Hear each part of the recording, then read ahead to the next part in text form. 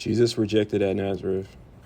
And he came to Nazareth, where he had been brought up, and as was his custom, he went to the synagogue on the Sabbath day and stood up to read.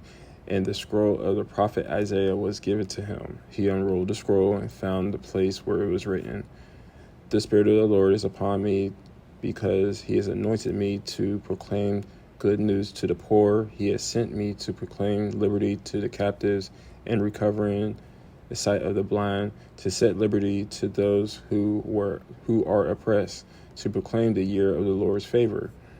And he rolled up the scroll and gave it back to the attendant and sat down. And the eyes of all the synagogue were fixed on him. He began to say to them, "Today this scripture has been fulfilled in your hearing."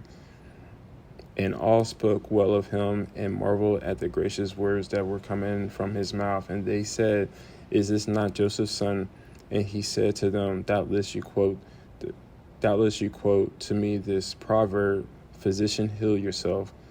What we have heard you did in Capernaum, do here in your hometown as well." And he said, "Truly I say to you, no prophet is acceptable in his hometown. But in truth, I tell you, there were many widows in Israel in the days of Elijah, when the heavens were shut up 3 years and 6 months, and a great famine came over all the land, and Elijah was sent to none of them, but only to Zarephath in the land of Sidon, a woman who was a widow, and there were many lepers in Israel in the time of the prophet Elisha.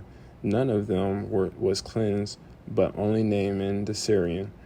When they heard these things, all the synagogue were filled with wrath, and they rose up and drove him out of the town and brought him to the brow of the hill on which their town was built, so that they could throw him down the cliff.